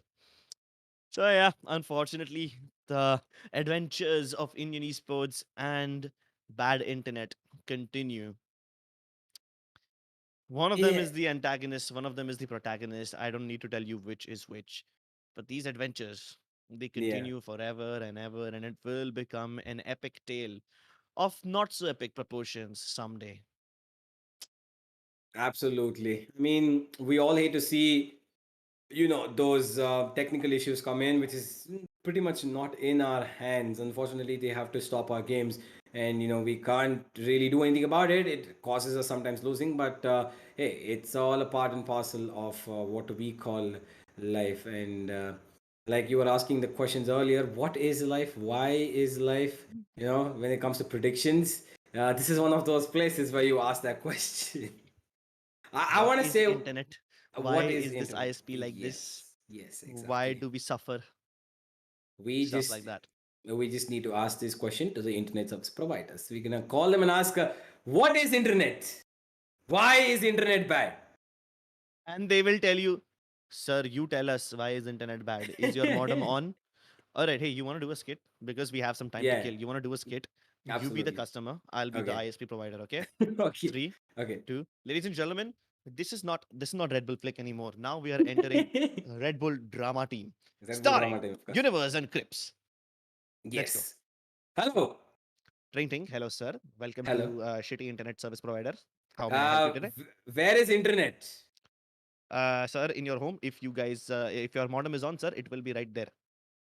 The modem is on. Everything is on. Your internet is bad. Acha, our internet is bad. Okay, sir, can you please tell me how many lights are on in your modem, sir? All the lights are on. All the lights are on. Okay, Yes. sir, let me check something. Pretending to type. Sir, may I put you on hold? No. Sir, I just need to check a couple of things. I will be back in 30 seconds, sir. Yeah, yeah. Let Check me like that put. only. Don't put me on hold. I don't trust you. Okay, fine. It is at this moment the internet service provider guys figure out that he cannot swear behind the mic because he's still unmuted. Side note. So he's gonna put down his call or whatever, his headphone or whatever. He's just gonna put it on the side and then he's gonna continue typing away. What is this service, man? Oh my god. I need better service from this internet service providers. They put me on hold for 30 seconds. Damn it. Sir, Still, do they know? the more you complain, the more we're gonna make you wait. It won't be 30 seconds. I've experienced this so many times myself. Oh my god. I mean, see, as much as we love to see the drama between the internet service providers and the internet users, the thing about everything in our country is that we need to, go with what we've got. The Indian gaming industry and everything over here, including the way that we all participate in it as casters or players or back in, everybody have to go through some of the other, technical difficulties to get the streams up and running, get the players having the most comfortable experiences, and the viewers having the best experience as well. So a little bit of contingencies might happen here and there, but hey, it's all a part and parcel of what just happens everywhere. So the Red Bull Flick event, I'm pretty hopeful that all of you have been enjoying it so far, because I sure as well have, and I'm pretty sure Crips has. I should just ask Crips, I'm have still you in been? character, by the way, if you want to continue. Oh, you're still in character. Okay. Have you been enjoying your internet service? Sir, please trust me. I don't get paid enough to handle your complaints. I don't get paid enough to handle you screaming. Please talk to me calmly, sir. I am just a human being. Okay. Do you use the internet that you have? Yes, sir. I use it to Okay. watch a lot of YouTube videos and watch a lot of Valorant matches and a lot of CS:GO matches. I Okay. watch every Red Bull tournament, sir. Do you enjoy watching those too? Yes, yes. Right now I'm watching and casting a Red Bull Flake 2v2 CSGO tournament, which is Well, powered you by better be nice Fasos. to me so that I don't cancel your internet connection. Are you tricking me over here? Because this is one of the biggest events in the country. You can't be doing that. You know that, right? We did it to global esports. You think you're special? Oh my god, this is not okay. This is actually bad acting. I don't internet service providers don't actually speak to you like that. Yeah, dude. But this is just my interpretation of what goes on inside their minds. Like they will be all speaking to me nicely and all sweetly, but inside their minds they'll be Yeah. abusing the hell out of us. I know that for a fact. Maybe. You never know what exactly goes on in their minds. But yeah, what we can tell is that these players are facing a little bit of an issue on their end, and we're trying to fix it as soon as possible, ladies and gentlemen. Do not worry, your players are going to be back. Your favorite players are going to be back on the server soon enough. We did see lightning fast in those very last moments, trying to just jump off the edge of the map and He show was that so frustrated. yeah, he's trying to show the meaning of life, the value of life, because for 1 second he was there and the next he was not. Goodbye, And cruel world. a cruel world indeed. A cruel world that unfortunately wants him to disintegrate into nothingness and not play this map, because clearly the internet is not enough. But hey, you know what I do want to put out over here though? It is the efforts of the people that go behind in all of these. I want to give a little bit of credit to every single one. Be it Sky is supposed to put up this beautiful stream for all of us viewers, because handling such a big tournament and doing all of this is not an easy task, obviously. So kudos to them for trying to keep all the viewers engaged and trying to keep them for as long as, like, they've got the players who are coming and playing in and trying to make it as user friendly experience as possible. And not to forget Red Bull, who've hosted this entire tournament, and partnered by Fasos as well, who are giving you that delicious food along with the energy drinks as a combo to get your day rolling. And not to forget AOC, who are the winner, who are going to be the winning sponsors for the so going to be sponsors for the winners, not exactly sponsors, but they're going to be giving them 144 hertz gaming monitors for the Flick competition players. For the Red Bull Flick players, whoever wins out, they're going to be getting 144 hertz gaming monitors. Honestly, I would love me one of those. Unfortunately, I'm not participating, but clearly somebody's going to win it. So, support not just your favorite players, but support those guys who are striving to get something out of their skills, their power, the way that they come up, and they're trying to make sure that, what, I want to be a pro player, I want to do this. This is their way of doing it. So support those players as well, the budding players, the budding stars, and help them come out on top and get these amazing gaming monitors for themselves. But I do want to ask you this, Crips. I want to know what has been your most favorite CSGO memory. My favorite CS:GO memory has been there's several of them. Uh, the most memorable one was when I was casting Zawi Extremes Land in Dubai, Mm-hmm. and it's what 11 p.m. in the night, Mm-hmm. and there's this guy. So the venue that where we were having it in, it was another tournament. Like I said, Zavi Extremes and everyone. So these guys, we were in Dubai, and the matches were a little delayed, Mm-hmm. obviously because of some tech issues. So at 11 in the night, there's this one guy who comes to deliver pizza. Mm-hmm. Someone must have ordered food or whatever. This pizza delivery guy, he walks into the venue, and he sees all these players just playing and everything, and he's just very, very fascinated by all of this that's happening over there. That person, he cancels all the other deliveries he's got. Mm-hmm. He tells his team or whatever his pizza employer would have been, they're like, sorry sir, this is going to be my last delivery for the night. And it was okay, he didn't get in trouble because it was already 11 p.m. And then he Mm-hmm. stayed there to watch all the Okay. games. And he doesn't understand the gaming industry, he doesn't understand what the game is, but he just stays Mm-hmm. there because the vibe is just so good, because all the Mm. players are just energetically screaming every time they win a round. They go yeah, and they scream to the top of their lungs. And then I was sitting over there in another room casting all those matches, and I had no idea this was going on because this is all outside, right? Yeah. And I was just sitting over there casting my heart out. That was my Mm-hmm. first international tournament as well. The first time I ventured outside of India to cast a tournament, and um, it was a special experience all over for me. But then it Mm-hmm. was made even more special when the match was over and I came back outside. This guy, he's just waiting there for me, and he's like, "Excuse me, sir, are you the caster over here?" I'm like, "Yes, I am." He's like, "Sir, your energy is so good." Blah blah blah. He praised me, and it felt so good. It felt s- I don't know, man. Like this guy, he was not even supposed to be there at the tournament, but he Mm-hmm. dropped his job just to enjoy the vibe that was over there. And then he came out and personally thanked me. That was made me feel really special. That was my favorite memory. Yeah, that was. I mean, honestly, that sounds pretty great. And you know what? Probably does not look great. My face right now, because clearly Yeah, there's a little bit there's. of green over there. What's happening? I don't know. It's Are you not turning me. into the Hulk?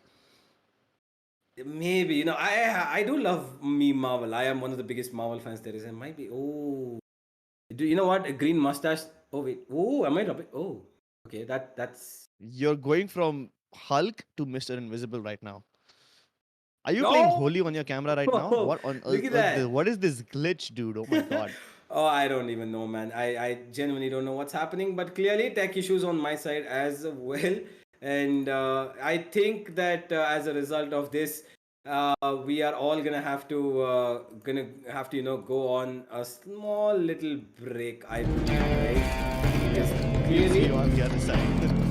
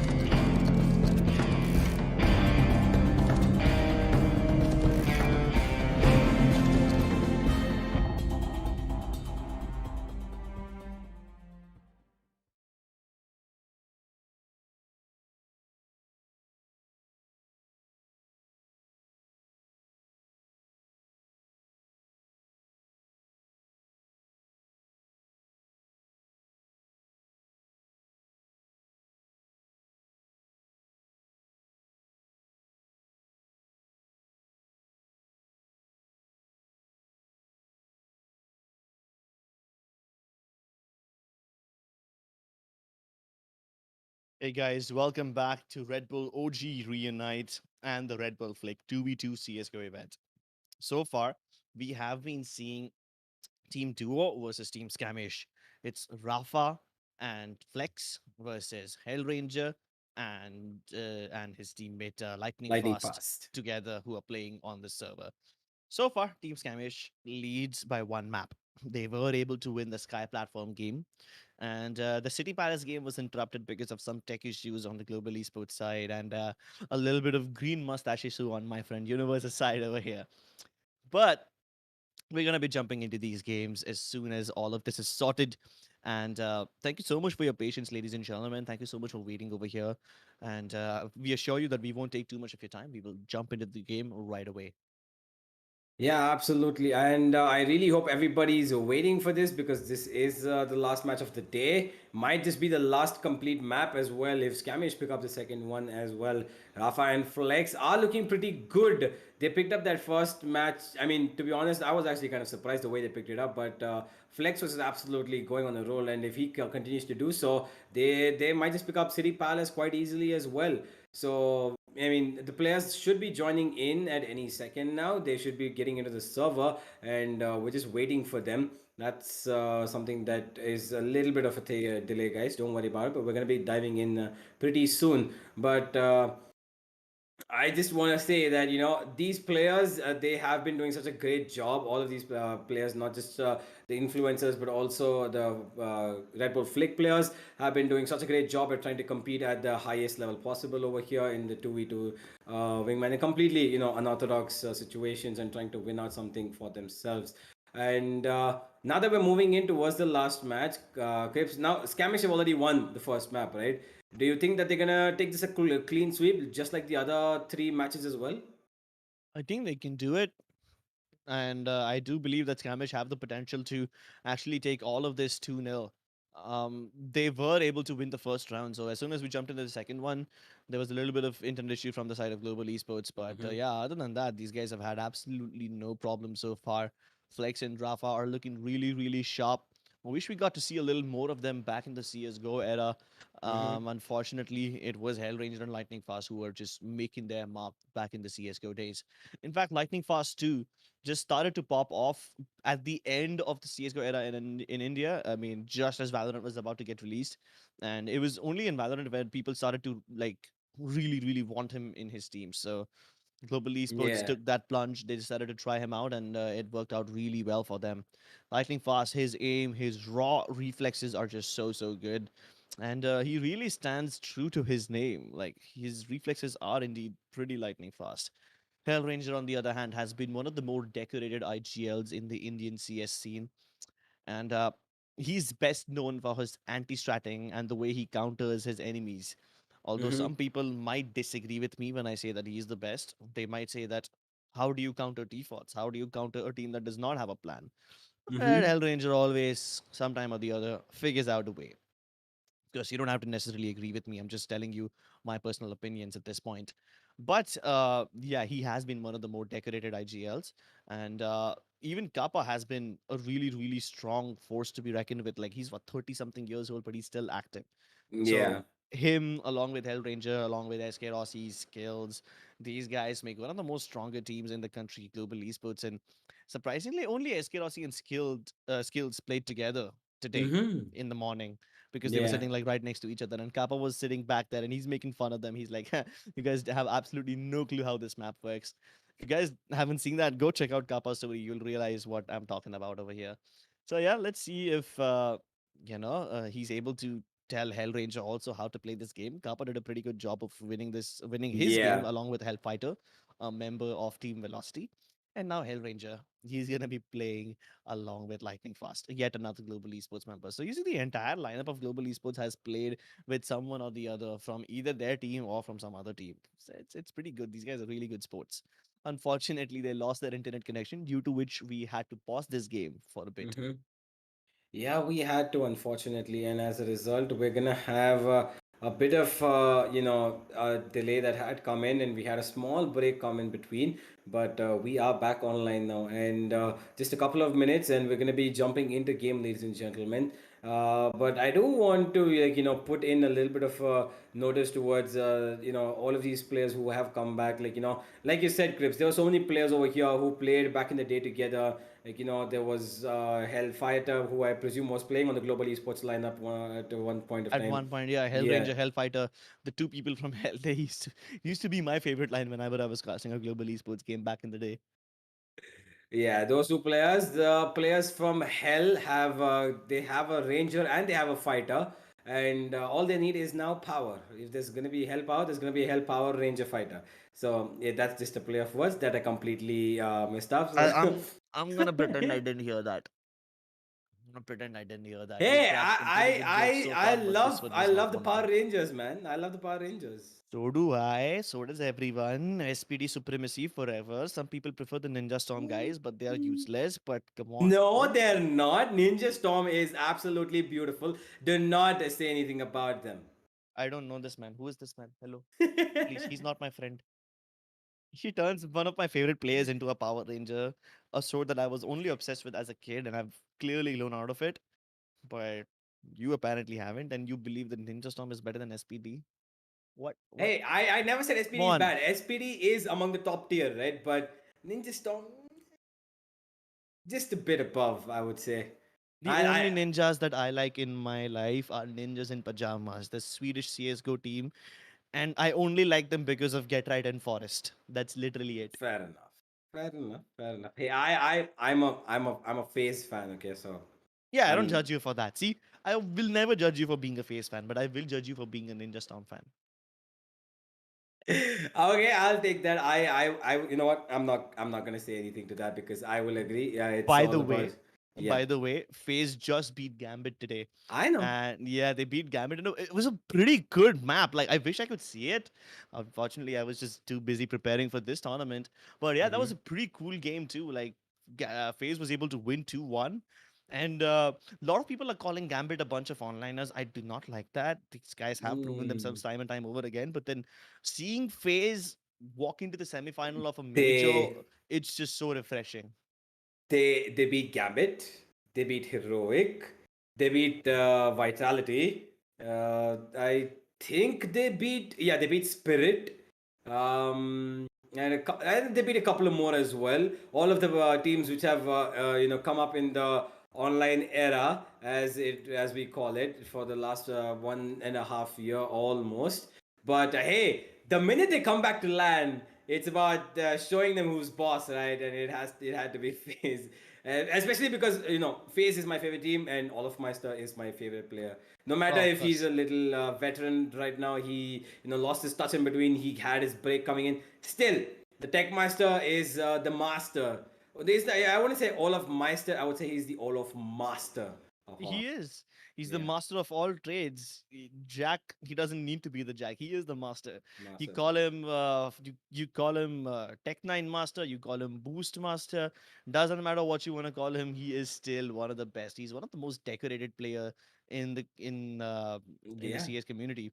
And I believe he's one of the only players who has attended every single major of Valve so far. Is that true? I believe he is. Yeah, I mean, honestly, I think he would not want to remember the E League Boston major because honestly, me as a fan, my God, the Boston 2018, if you remember, Mhm. Cloud9 phase, the final, best of five. Oh yeah, that was the major that Cloud9 was able to steal away from them. Yeah, the Yeah, that was a only little unfortunate. one major that North Cloud9, America won, yeah. yeah. My God, dude. I was watching that because I remember FaZe went unbeaten throughout completely. And then in the very last stage, Stewie 2K just came out and he pulled off that amazing op play at the back of Inferno A near the backside, and Yeah. that was all they needed to get that overtime. And my word, that was absolutely brilliant. CS:GO Magic back in the day.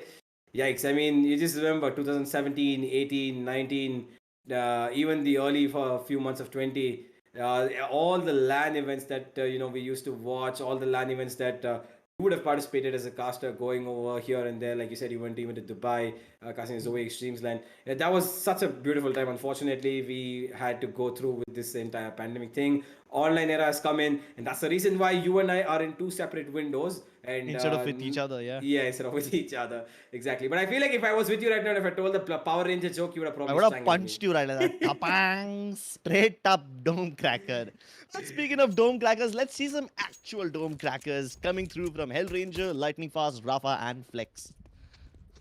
Absolutely, as we're going to be starting off, and it is round number 1 being played again. I should believe, yeah, it is because I think that's where we left off, right, Chris? I think round 1 wasn't completely played. Yeah, I believe that was the case. So we're going to be starting from scratch. I don't think any of these teams will have a problem with that.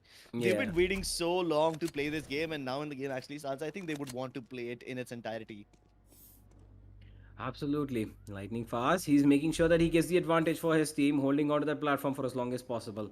4 points, but that's a very thin line of lead right now. Trying to get something done. Flex will get one though, but Lightning. Oh, wait. Okay. Yeah, he's looking down, but Rafa's upstairs. And he's going to get that platform all for himself as the lead has now been nullified. The AWP being picked up by Flex, and that is quite an early spawn actually for the AWP. And now he's looking around every single direction he can. Lightning fast back up on top as Hellranger's already taken care of Rafa. And here comes the utility usage from both of these, from the side of Scamish. Flex trying to move up with the AWP. He finds nobody there because the platform has already shifted. Yep, it has indeed, and it is Hellranger who's in control of it. Lightning Fast is making sure nobody can come close to Hellranger, so he's protecting him from another angle, making sure that his teammate has someone or the other to help him out. But Rafa destroys them both. Wow. Crisp headshots, and with Wow. that, Scamish will be able to take the lead once again. Or if not take the lead, at least they will be able to stop Team Duo from getting away with that massive lead. Oh, but Rafa gets destroyed. This will put the game back on an even scoreboard, but Flex steps up. What a way to shut down Lightning Fast with that crisp, clean headshot.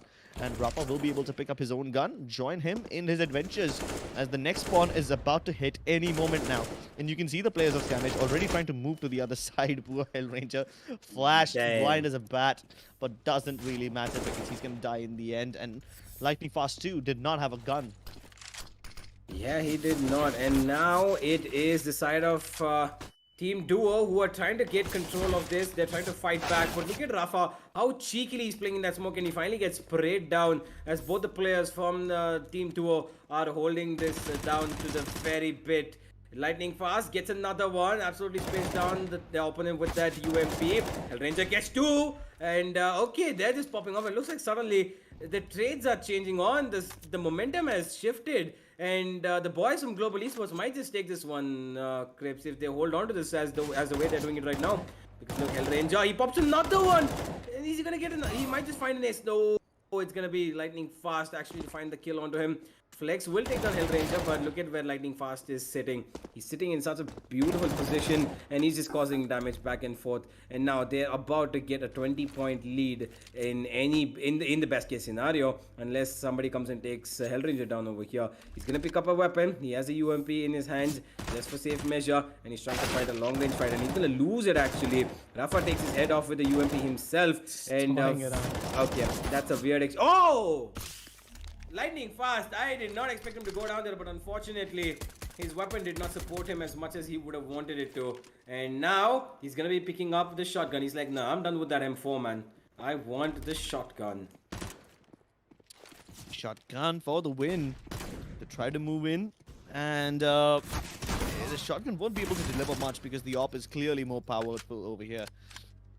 He tries to jiggle peek around the corner. You can see the shadow, and Hellranger taps him away. Knew exactly where Flex will peek from. Lightning Fast delivers too, and they are well in the lead now. Scamish taken quite a bit of a hit by losing all their players at the same time, and they're dropping down like flies. The hard point has changed. All the teams need to make their way back upstairs now. Rafa will be able to hold on to it for just a little bit, but Lightning Fast just deletes him from the low ground. I don't think Rafa would have ever expected him to be able to shoot from that area. Hellranger now trying to lock this area down, hoping to get the first round in the bag. When this game first rolled around, it was Team Scamish who was walking away with the lead, but this time it's Yeah. Team Duo that has it, and they've got a pretty decisive lead so far. I don't think Scamish will be able to take this game back, but as soon as I say that, Flex shuts me up. Shuts down both Hellranger and Lightning Fast as he tries to come up from that little lift area. And he surprises them both. Flux will join him as well, and they should be able to put up a decent amount of score on the board right now. But the hardpoint has changed, and none of the teams are on the hardpoint right now. Doesn't matter to Team Duo because they can let themselves bleed Yeah, out it's over. because Scamish will lead. Scamish will reach the 0 point mark first. Yeah, and as a result of that, it is going to be the side of Team Duo who are going to be picking up round number 1 in this second map of City Palace. And it looks like that small little break that came in has changed the momentum, Crips. And it looks like clearly Team Duo have a bit of an advantage in terms of at least, I would want to say internet rejuvenation. You know? A little Yeah. bit maybe? Internet rejuvenation, internal rejuvenation. Yeah. You can use anything you want over here, but the fact of the matter is still that Scamish are still getting scammed of their points. Team Duo doing a pretty good job of holding them down. Uh-oh. Oh boy. Duo, they can't make it work, and now they're tied up. Scamish might actually take the lead over here. They have a possibility. Flex. Oh, okay. That's at the right time, and he gets the kill onto Hellranger. From the opposite side comes Lightning Fast. Finds one head, tries to control the spray towards the other, but it's not going to work out. Deagle has been taken in hand. What is he going to be able to do? Hellranger. Find one head. No. Oh my god. Wait, what? Did none of those bullets connect? Okay. That... I no words. really could see the crosshair on the body of his opponent, right? Hellranger was shooting his opponent, right? Wasn't he? It's okay. It's just one of the frags. You will respawn almost immediately. You will get another chance to make a comeback. Point difference is not much, but given the way how Lightning Fast is able to liberate that site, I do have a little glimmer of hope for him. It's very low on health though, so probably will try to get that stem shot. But Flux is going to be able to shut him down before he reaches there. Even Hellrange is pretty low, so Flux will be able to shut them both down with just the pistols, but Lightning Fast returns the favor. None of the teams are on the hard point right now, and they're both just bleeding out points. Finally, Flux Monster, he's able to get over here, trying to extend the lead. Now at 5-point leads. 6 as I say that. And Rafa's already positioning himself upstairs, as if he knows that the next hard point is going to show up over here. Will it go over here or will it go somewhere else? Doesn't really matter for now because he's just trying to make sure that the players of Global Esports can't really get there, even if he himself cannot. Uh-oh, but the hard point goes to the other side. I believe this is what Hellranger is going to do right now. Hellranger will try to stay up there and provide overwatch for his teammate, and then Lightning Fast will try to take it from below. But as I say that, Rafa takes down Hellranger as he comes up from behind him, sneaky beaky like. And with that, Scamish are once again on the verge of taking the lead, and they do it. Yeah, they get the lead, and now they have a healthy 9. Make it that 10 and keep increasing that to 12, maybe 15 points of lead, which is going to be trying to build up over here. Rafa healing himself. He knows that players are right around him. He spots them, he hears them, and he's going to get nothing. It's going to be Lightning Fast to get one and a second, as well as that UMP triumphs ahead of the weapons that were there in the hands of the team of Scamish. 10 points of lead still though, 50 to 40, that's how it's running about. And they're trying to return the favor now, and it looks like Lightning Fast is going to be successful in doing at least a bit of it. He's going to make sure that one killer comes in his favor as the points are trickling down now for the side of Scamish. They are falling one by one, but are they going to be able to make sure that this is constantly happening? Because the platform has again shifted now, Crips, and Flex is just going again ham on them. That UMP doing work, he spots out the other. He doesn't need to take that fight with the grenade in his hands. He's gonna die. The HE grenade not gonna be of any use. But Rafa though, he's gonna make sure that Hellranger no longer has his life in his hands. He's trying to get the kill on towards. Nah, it's gonna be Lightning Fast to win that out.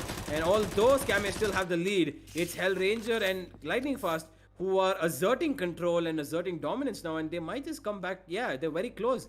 31 to 29, 3 points and another couple of points, and they're going to be on level terms, and there it is.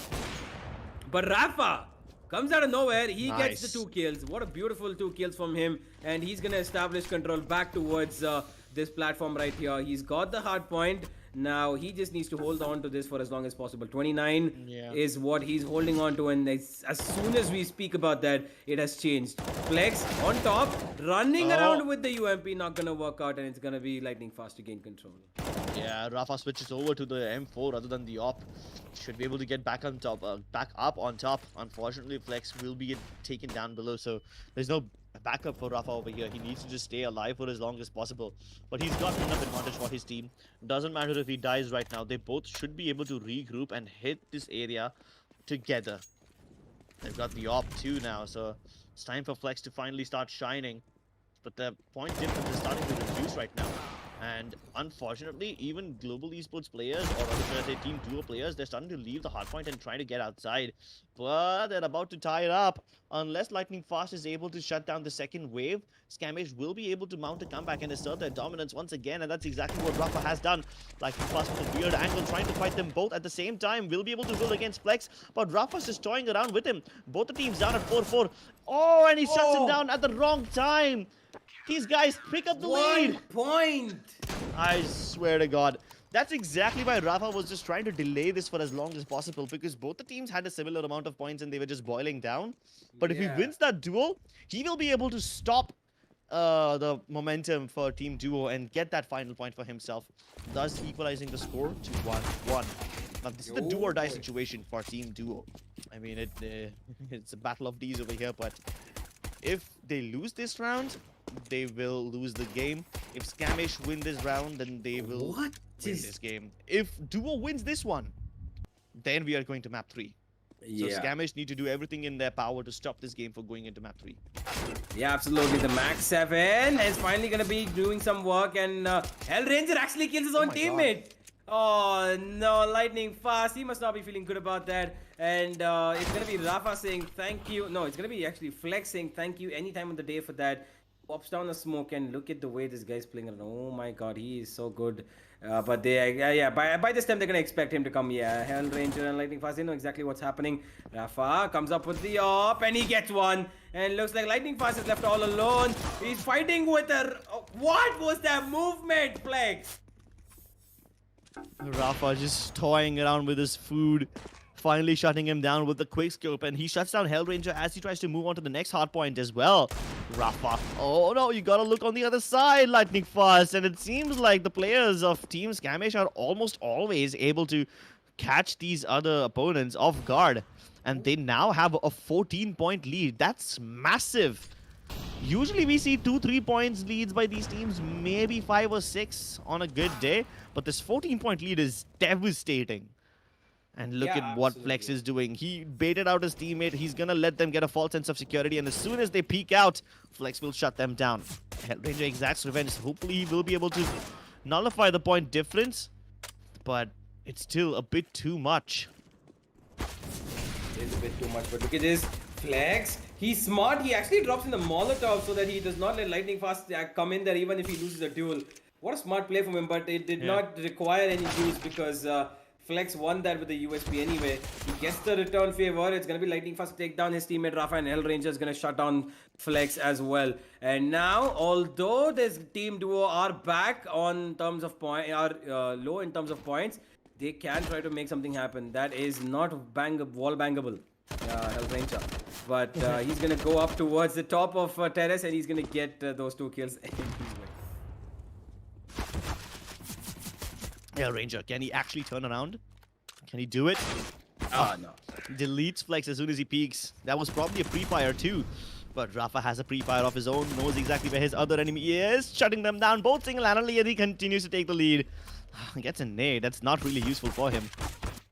At least the sim shot will help him stay alive for a little bit longer. Nope, says Hell Ranger. Is able to stop Rafa before he gets back up into full HP. Flex now doesn't have a weapon, but he doesn't need one. He was just baiting him out for Rafa. Misses the shot, but that's okay because Lightning Fast sprays them both down. But it doesn't really matter now, does it? I think Team Scamish don't even need to stay on the hard point. They can just keep killing, and they can just start disrupting Team Duo right now. Yeah, and disruption is something that they're really good at. Absolutely, but look at this, still taking care, and there it is, the 3-pointer finally coming into place. I've been waiting for that for so long, and Lightning Fast is going to deliver it. And Kobe. yeah, Kobe, respect to the man as well. And my God, that was a beautiful three-pointer coming in over there from the side of Lightning Fast. And now the points are coming a little bit closer, Crips. Team Duo are making this work for them as Hell Ranger was on the platform for quite a bit, but now Rafa got control and immediately it's been turning. The tides have been going back and forth for so long, and Flex makes sure that Lightning Fast does not stay on that platform for any time possible. Hell Ranger, he's got a player right below you and he gets it. He for sure gets it. He knows how to peek that angle, and it's going to be Rafa to return the favor to him. He's coming down from the platform, which actually should have been where he should have stayed. Yeah, he's going to go back up immediately. He knows where he needs to go, and he's going to take control of it. Oh boy, this is the last few seconds, Crips. This might just all be over. If they get these couple of kills coming in now, or hell, if Skamish gets that, which Rafa is constantly doing it now, I think this is going to be it. I think that's all there is. This might just be the end as Skamish. I think they've done it. Yeah, they definitely have, unless Hellranger and Lightning Fast are able to put up a big amount of kills. They won't be able to. They don't even check the corners. Lightning Fast gets no scoped. Hellranger gets one deeked. And they're all just falling like flies. A 20-point deficit. Make it 23 as Team Scamish will be able to pick up this map. And they are able to win the game. Ladies and gentlemen, they will be going ahead in the tournament.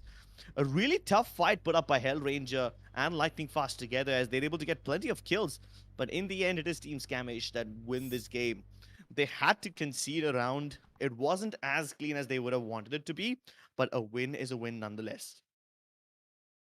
Absolutely, a win is a win nonetheless, and that first round probably might have scared them a bit because the momentum got just shifted from the side of Team Duo. Sorry, from the side of Scamish to Team Duo because Hell Ranger and Lightning Fast pulled that back, and they did it actually pretty well.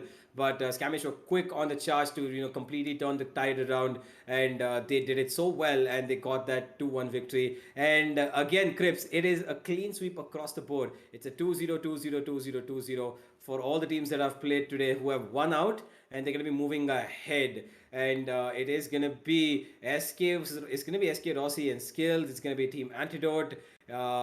Team Venom faced off against Kappa Hellfighter, and right now in the end it was Team Scamish. Everybody has got a clean 2-0 sweep against the opponent team, and now that these guys are going to be playing off against each other, it's going to be interesting to see who's going to come out on top over here because there's been dominant performances throughout, haven't there? Yeah, dominant performances throughout, but there were a few maps where the rounds were a little close.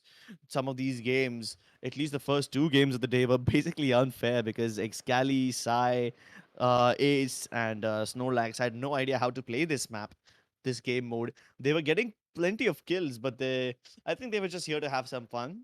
They were not really, you know, giving two hoots about how this game mode works. They just wanted to kill their opponents and they wanted to get some frags under their belt. That's it.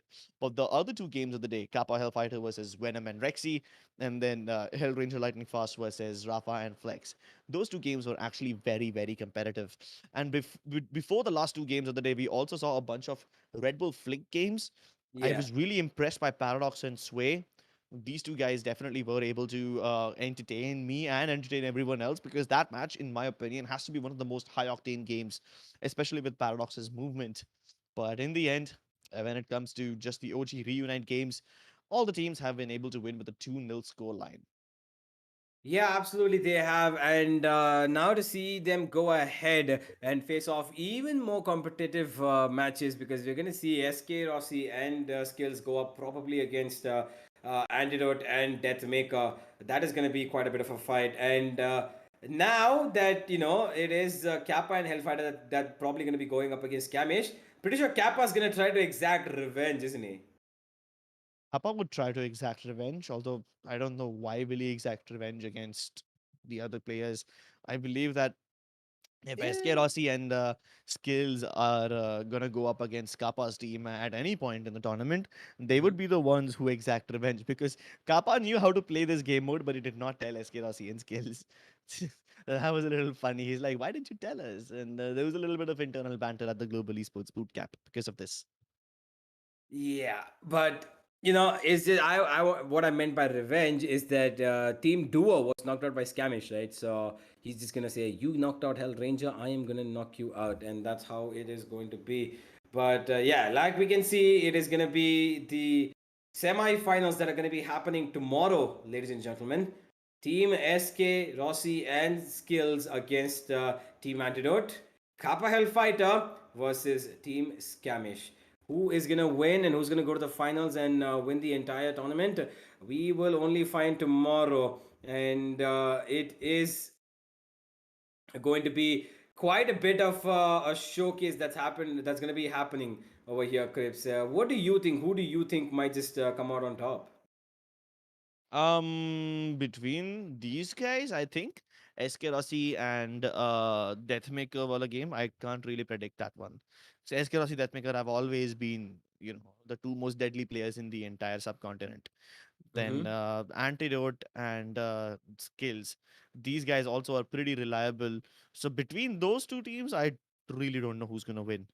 But the next game between Kappa Hellfighter and Rafa and Flex, I think Kappa Hellfighter might have a little bit of an advantage because these guys, Kappa Hellfighter, they were able to win in a very clean fashion, Mm-hmm. whereas the Scamish team had a little bit of struggle against the players of Global Esports. So, yeah, I do believe because Kappa and Hellfighter were able to win in a more clean fashion today because they were able to win 2-0 in both their maps, Yeah. whereas this last game went to 2-1 for Team Scamish.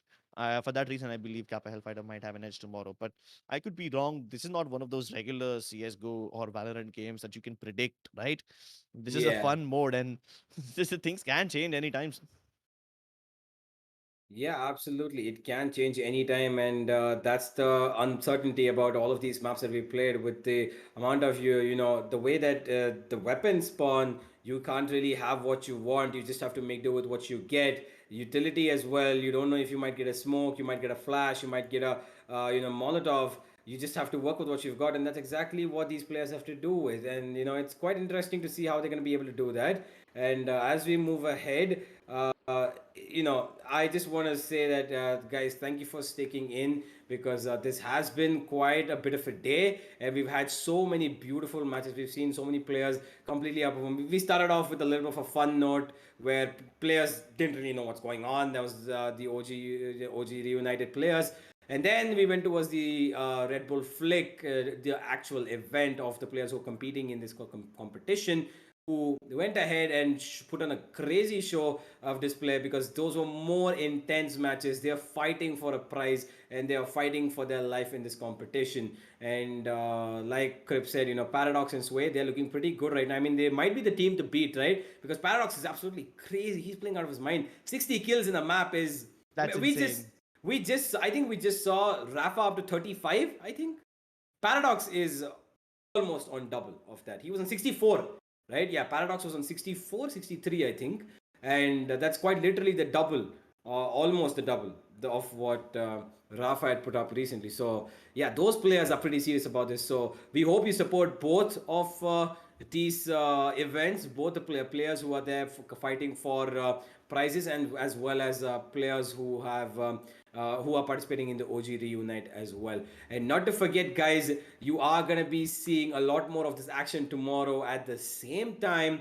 And don't forget to like and subscribe to the channel, hit that notification icon down below so that when we go ahead and we are live tomorrow, you're gonna get the notification and see all of your favorite players tomorrow fight it out in the final stages of this tournament. It's gonna be the OG Reunited people who are gonna be facing off in the semi-finals, whereas the Red Bull Flick event participants are gonna be trying to make it out of those lower bracket and upper bracket and make it all the way to the grand final. And that is going to be quite a sight to see because so many great players fighting off against each other. It's not just entertainment, it's about them trying to win out something for themselves as well. So stick around and don't forget, guys, all the time, every time, there's gonna be scan codes coming up at the on your screen. All you need to do is scan it with your mobile phones and get yourselves energized with Red Bull cans and the food from Fast, the beautiful food.